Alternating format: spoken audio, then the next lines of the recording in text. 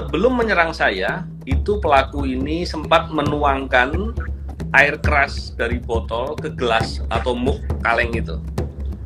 Dan pada saat menuangkan, tumpah ke beton.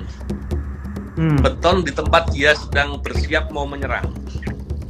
Itu Komnas HAM sudah melakukan identifikasi fakta. Sobat BW, Assalamualaikum warahmatullahi wabarakatuh. Apa kabar?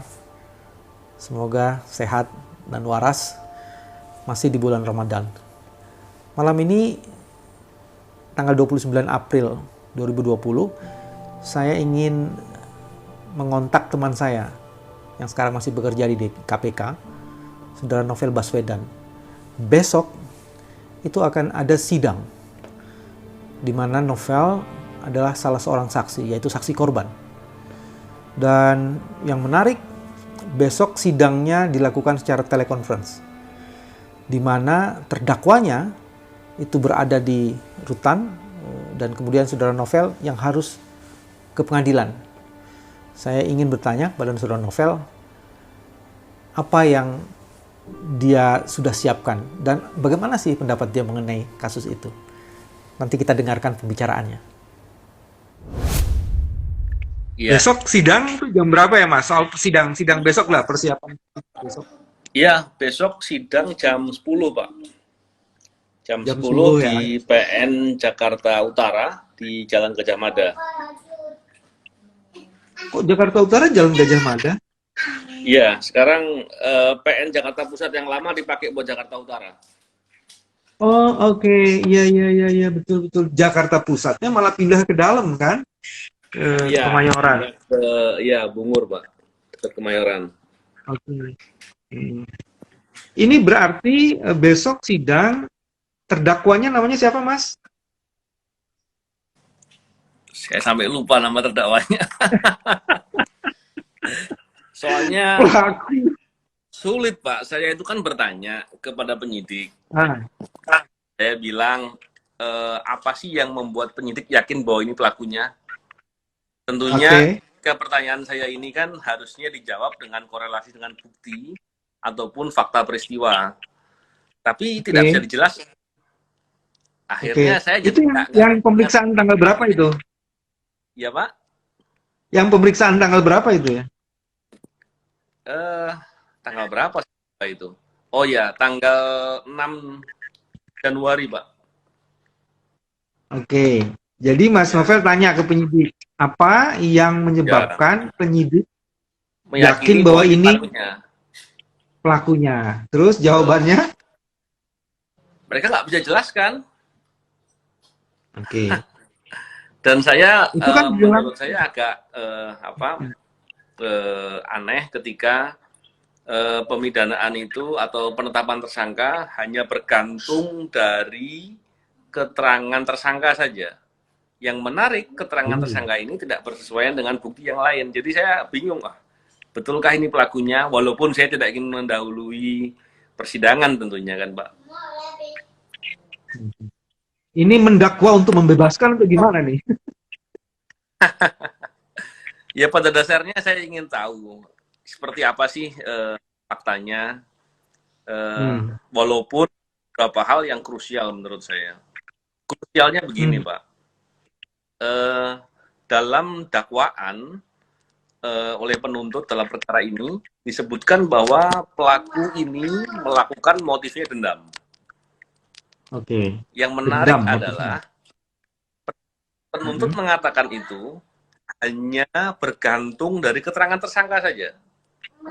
Padahal saksi-saksi menerangkan bahwa di lokasi itu ada pengamatan, ada yang mengamati dengan yang eksekusi orangnya beda, dan banyak hal yang lain yang menggambarkan bagaimana pola penyerangan itu.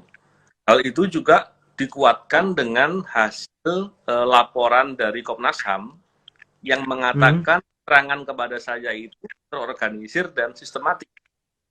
Nah, sementara dalam perkara ini disebut seolah-olah perkaranya adalah, ini menarik menurut saya.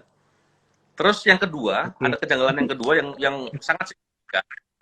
Itu dikatakan bahwa ini mengambil air yang disiram ke muka saya itu dari bengkelnya Gegana. Bengkelnya Gegana itu air yang Gegana. Ya, kantor Gegana. Maksudnya apa itu Mas? Bengkelnya Gegana itu apa? Ya, jadi di Gegana itu kan ada bengkel mobil, Pak, perawatan mobil-mobil kan. Nah, itu dikatakan bahwa yang diambil adalah air aki. Nah, ini menarik sekali menurut saya, karena diakomodir dalam dakwaan. Ketika dikatakan dalam dakwaan, tentu kan asumsi saya atau pandangan saya bahwa penuntut percaya dengan itu.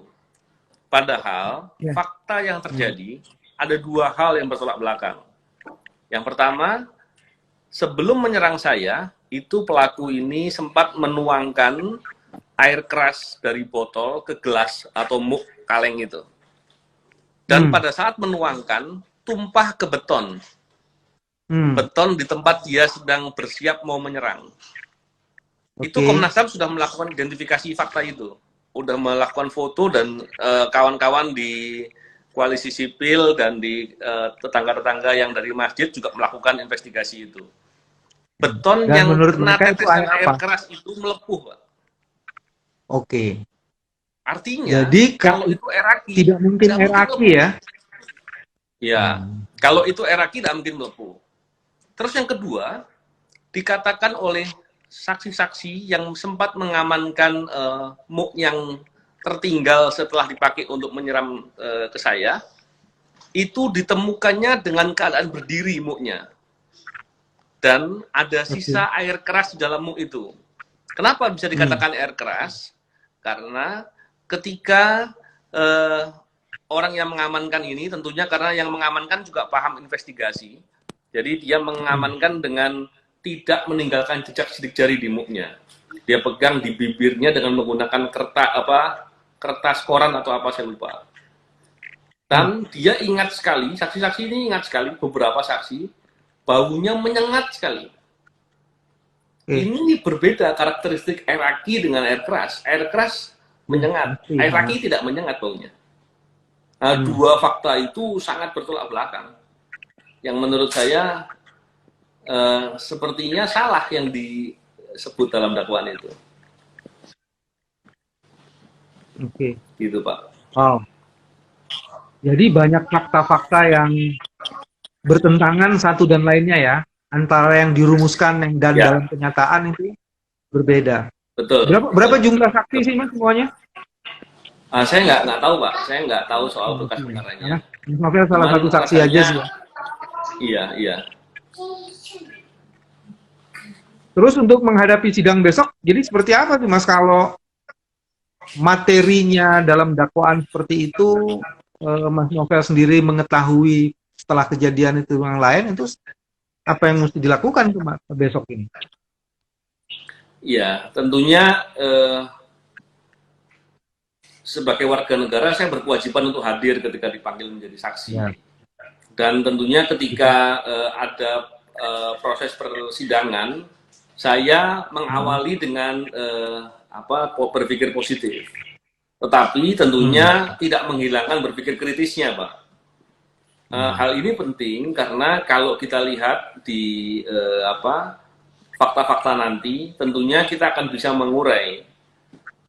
Kepentingan saya hadir adalah dan menjelaskan nantinya adalah saya ingin menyampaikan seoptimal mungkin, walaupun ada resiko untuk dibicaranya dibatasi di kelompok dikanalisasi untuk tidak melebihi dari yang diharapkan. Itu yang enggak ini, Pak. Cuman poin utamanya adalah serangan kepada saya ini sudah dilakukan 3 tahun lebih. 3 tahun lebih ya, Pak ya. Dan pengungkapannya juga ala kadarnya. Tentu ini suatu masalah serius dan tentunya terkait dengan upaya pengungkapan ini perlu dilihat oleh semua pihak. Kenapa saya katakan itu? Penyerangan kepada saya ini tidak bisa dipisahkan dengan serangan kepada insan KPK lainnya. Dan saya yakin ini berkolerasi dengan upaya pelumpuhan KPK yang sekarang terjadi.